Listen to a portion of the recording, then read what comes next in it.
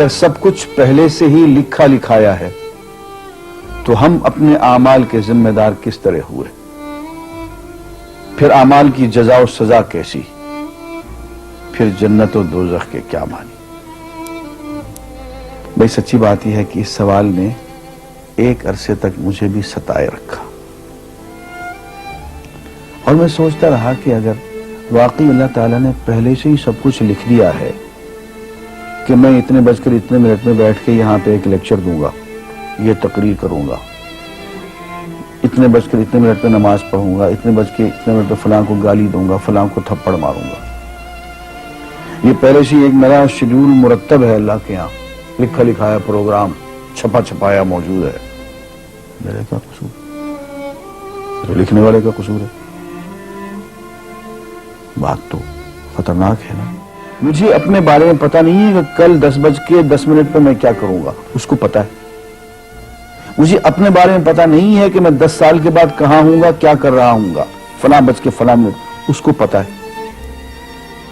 یہ اس نے اپنے ہاں لکھ رکھا ہے، اس لیے کہ اس کو پوری کائنات کا نظام چلانا ہے۔ یہ بات میں ایک مثال سے سمجھاؤں گا۔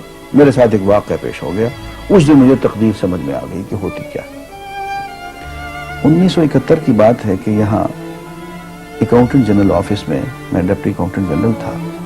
اس زمانے میں ایک مشہور نجومی تھا شیخ صادق، یہاں قلعہ گزر سنگھ میں رہتا تھا، وہ پتہ نہیں بیچارہ زندہ ہے یا فوت ہو گیا۔ انہوں نے دروازہ کھولا، میرے کمرے میں آ گیا۔ کہاں صاحب، ہم آپ کی خدمت کرنا چاہتے ہیں، ہم آپ کو مستقبل کے بارے میں کچھ بتانا چاہتے ہیں۔ میں نے کہا میرے پاس فضول باتوں کے لیے وقت نہیں ہے، میں علم نجوم وغیرہ کو اس قسم کے یہ فضول باتوں کو میں نہیں مانتا ہوں، مشغول آدمی ہوں، ان چکروں میں مجھے مت ڈالو۔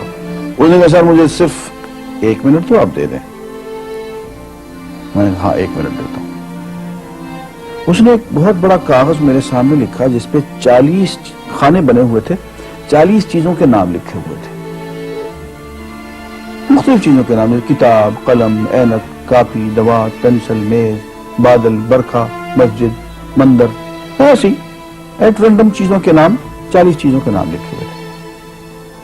مجھے کہنے صاحب آپ ان میں سے کسی ایک چیز پہ انگلی رکھ دیں یا اس کا نام آپ اس کاغذ پہ لکھ لیں۔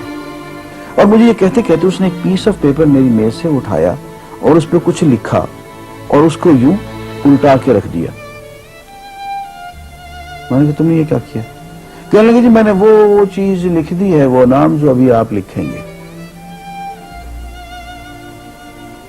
تو اب میں پریشان ہو گیا۔ تماشا کی بات ہے نا کہ جو چیز میں سوچ سوچ کے اپنے ارادے سے، اپنی مرضی سے ابھی لکھوں گا، اس نے پہلے لکھ کے وہاں رکھ چھوڑ دیے میرے سامنے۔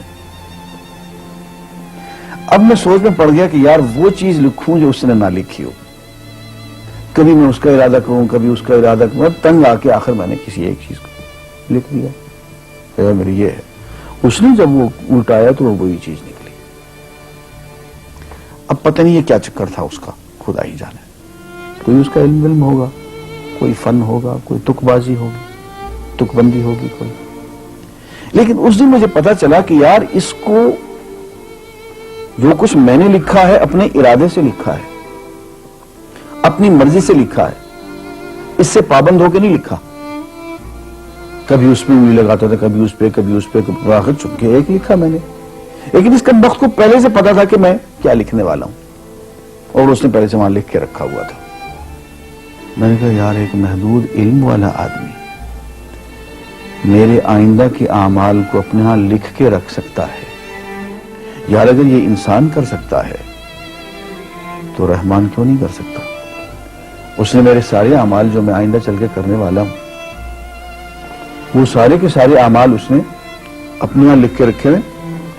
اس کو انتظام کرنا ہے، میرے رزق کا انتظام بھی کرنا ہے، آگے میری زندگی، میری موت میں، میری قبر میں اکوموڈیشن کا پتہ نہیں کہاں کا میرے اس نے انتظامات کرنے ہیں۔ تو میرے بارے میں اس نے سارا کا ڈیٹا کلیکٹ کر کے رکھا ہوا ہے اپنی انفارمیشن کے لیے کہ یہ اپنی مرضی سے کیا کیا کچھ کرے گا۔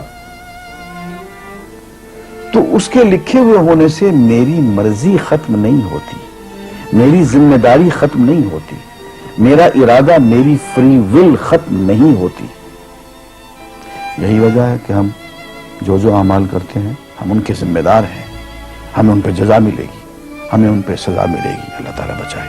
ہم آج اور کل اور پرسوں اور سال بھر کے بعد اور 10-20 سال کے بعد ہم کیا کیا کریں گے اس کے ہاں لکھا ہوا ہے، وَعِندَهُ عِلْمُ الْكِتَابِ، اس کے ہاں سب کچھ لکھا ہوا ہے، لیکن ہم جو کرتے ہیں اپنے ارادے سے کرتے ہیں اور اس کے ذمہ دار ہیں۔